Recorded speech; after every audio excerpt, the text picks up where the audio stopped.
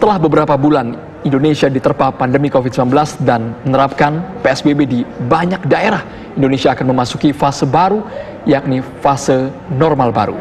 Khusus untuk tempat ibadah, pemerintah pun sedang menyiapkan izin agar tempat ibadah dapat dibuka kembali. Dan kita akan berbincang dengan penceramah kondang Agim mengenai dibukanya tempat ibadah tersebut, pemirsa, rencana pembukaan tempat ibadah. Assalamualaikum, selamat sore Agim.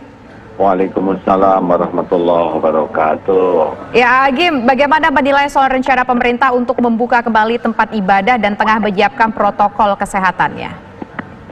Ya, luar biasa bersyukurnya atas informasi ini, apalagi tadi sempat menyimak penjelasan Kang Emil, ada Gubernur Jawa Barat, bahwa akan segera dibuka sesuai dengan proporsi yang tepat. Maka ini adalah langkah yang benar-benar penting, ya.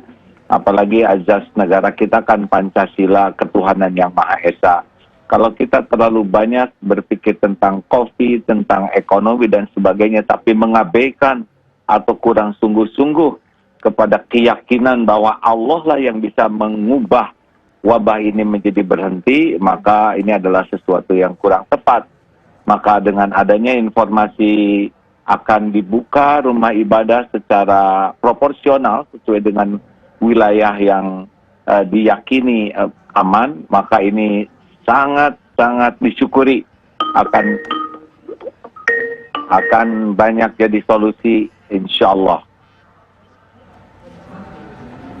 Baik, Pak Kiai, bagaimana sebagai umat muslim kita semua menyikapinya ketika ada perbedaan pandangan? Ada yang menyatakan sholat harus merapatkan syaf dan juga lurus, tapi kan sekarang kondisinya kita harus menjaga jarak 1-2 meter, Pak Kiai. Ya, Islam itu sudah sangat siap dengan segala kondisi, karena yang menciptakan Islam adalah Allah pencipta langit dan bumi, sehingga Islam sudah sangat siap mengakomodir semua ini. Para ulama dengan pengetahuannya, dengan wawasannya bisa memberikan gambaran yang jelas, dan kita sebagai umat tidak sulit untuk mematuhi para ulama ini. Dan harus diingat bahwa masjid itu adalah salah satu tempat yang paling terjaga sebetulnya kebersihannya.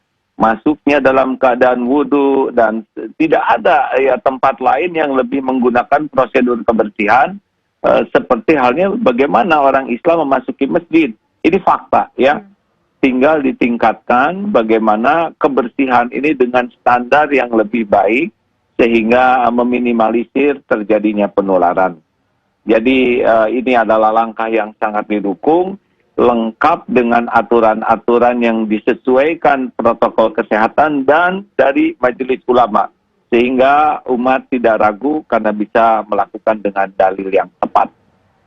Ya Pak Kiai, mungkin langsung to the point begini, karena kan kita ketahui ketika melaksanakan sholat selalu kita diminta untuk merapatkan syaf. Tetapi dengan adanya COVID ini kita dibuat syafnya menjadi jauhan satu sama lain. Ya, begini, ada keutamaan. Saf yang rapat itu adalah keutamaan, kesempurnaan saf. Tetapi tidak mengurangi rukun sholat. Jadi kalau saf renggang itu tidak berarti sholatnya batal. Nah, dalam Islam menjauhi kemudaratan itu lebih diutamakan daripada yang mendatangkan kemanfaatan. Secara sederhananya begitu. Kalau rapat saf itu bisa mendatangkan kemudaratan, maka berjarak itu insya Allah tidak mengurangi, tidak merusak rukun sholat, ya. Bahkan tadi Pemprov Jawa Barat juga menggambarkan nantinya pola sholat Jumat akan dibagi menjadi 2 shift. Artinya bukan hanya jaga jarak di dalam masjid, tapi juga pembagian waktu sholat Jumat. Ya, akhirnya sikap seperti ini adalah bukan untuk membuat sholat menjadi terpisah-pisah waktunya, tetapi ini adalah upaya untuk menghindari kemudaratan. Tolong digaris bawahi ya, bahwa dalam Islam itu menjaga keselamatan jiwa itu ranking paling tinggi. Sehingga ibadah kita tuh tidak boleh membuat kita mendapatkan musibah akan jiwa kita. Nah, karena situasinya takdirnya sekarang wabah seperti ini, dan hakul yakin Islam itu sudah mengatur semuanya dalam kondisi apapun. Tinggal nanti kita baca rujukan para ulama bagaimana, karena setiap tempat kan berbeda-beda ya. Tidak boleh yang merah diperlakukan sama dengan yang hijau, itu zalim. Kalau satu tempat memang hijau, biru, maka itu sudah ada kewajiban yang sama seperti yang lainnya. Tetapi yang merah, nah itu tentu saja proporsional. Baik. AA, kalau boleh kita menyampaikan pesan kepada masyarakat Indonesia, umat muslim khususnya di tengah pandemi ini ada sebuah angin segar, kita bisa melaksanakan ibadah di tempat ibadah begitu. Apa pesan yang ingin disampaikan kepada masyarakat Indonesia? Bagaimana harusnya kita bersikap? Ya, mari kita sikapi ini proporsional, adil, menempatkan sesuatu pada tempatnya. Ibadah tidak boleh emosional. Kita harus tahu persis wilayah kita seperti apa, sesuai dengan keputusan dari daerah yang terdekat yang bertanggung jawab. Kalau wilayah ini masih merah berbahaya, sholat di rumah saja. Ya, kalau memang sangat berbahaya. Tetapi kalau memang keputusannya ini sudah biru atau bahkan hijau, maka ke masjid dengan standar yang memang disesuaikan. Insya Allah kita tidak niat menganggap remeh dan menggampangkan ibadah, tapi pada saat yang sama kita juga tidak boleh berlebihan. Ya, euforia senang ke masjid membuat kita tidak terkontrol dan nanti akan jadi musibah. Karena Islam itu agama yang indah, maka sikapilah dengan kejernihan, dengan ilmu, dengan informasi yang benar, akurat, lengkap. Insya Allah ibadah kita akan lebih berkualitas kalau dengan ilmu dan juga informasi yang tepat.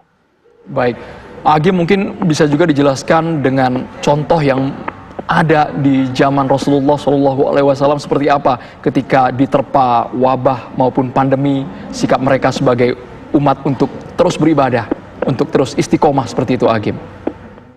Ya, tentu saja mendapatkan informasi yang paling sering disampaikan itu adalah ketika waktu ada Umar bin Khattab datang ke negeri Syams dan di sana sedang terjadi wabah. Beliau tidak jadi memasukinya. Dan apakah ini lari dari takdir? Ya, dari satu takdir ke takdir lain. Kemudian Abdurrahman bin Auf menyampaikan sabda Rasulullah bahwa suatu tempat ada wabah, kita tidak boleh masuk ke dalamnya, dan yang di dalam tidak boleh keluar. Ada hadis-hadis lain, jangan satukan unta yang sakit dengan unta yang sehat. Artinya tidak boleh terjadi pencampuran ini. Dan larilah dari lepra sebagaimana engkau lari dari singa. Jadi upaya-upaya untuk menjaga dari wabah yang membinasakan ini adalah amal soleh. Nah, seperti sekarang tinggal di rumah. Di luar ada yang belum paham pada berkeliaran padahal situasi masih merah. Kita tidak boleh menjadi iri ingin keluar begitu dan kita sembarangan keluar. Tidak, karena bagi kita berada di rumah dalam situasi begini adalah amal soleh. Bukan semata-mata PSBB. Nah, kalau ilmunya dapat, maka semua yang kita lakukan jadi amal soleh. Karena takdir wabah ini Allah yang menakdirkan. Jadi kalau kita sikap dengan niat dan cara yang benar, ini semua juga jadi kebaikan. Insya Allah.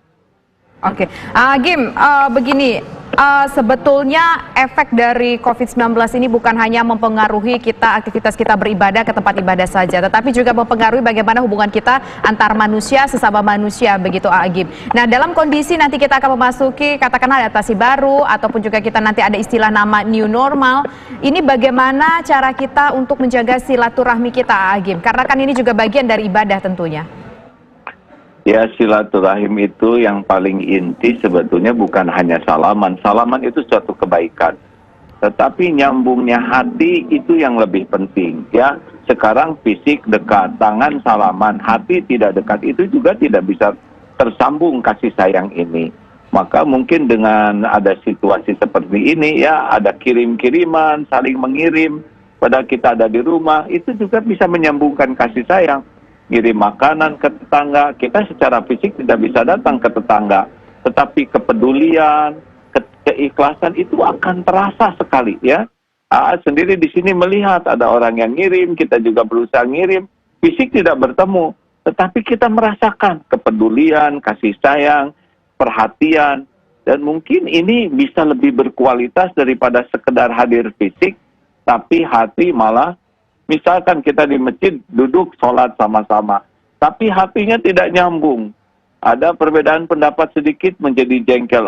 Mungkin sekarang Allah menginginkan badan sedikit dikasih jarak, tetapi hati yang lebih dekat. Insya Allah lebih berkualitas. Dan jangan risau ya, new normal sekarang bukan berarti akan new normal selamanya. Kalau Allah menghendaki semua jadi zero, kita akan hidup normal lagi. Hati kecil saya meyakini suatu saat kita akan sholat normal, bersalaman normal, bergaul normal, apapun. Karena sekarang dugaannya begitu, tetapi suatu saat kita akan hidup normal asli, ya. Amin. Baik, Tidak Agim. new normal, the real normal. Artinya di tengah pandemi corona seperti ini, alangkah baiknya umat mengikuti anjuran Majelis Ulama Indonesia, anjuran pemerintah seperti itu, Agim, agar tidak ada perdebatan di bawah. Ya, karena bagi kita mengamalkan perintah ulama yang proporsional sesuai dengan informasi yang akurat, ya, itu adalah bagian dari amal soleh.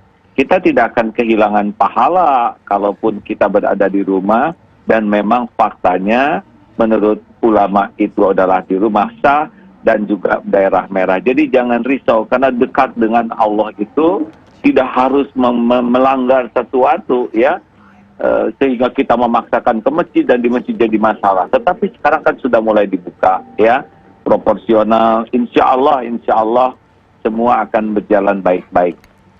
Saya berterima kasih dan sangat semangat untuk mengajak masyarakat kembali beribadah dengan prosedur protokol kesehatan dan protokol dari Majelis Ulama, sehingga ibadah kita benar dan aman, insya Allah.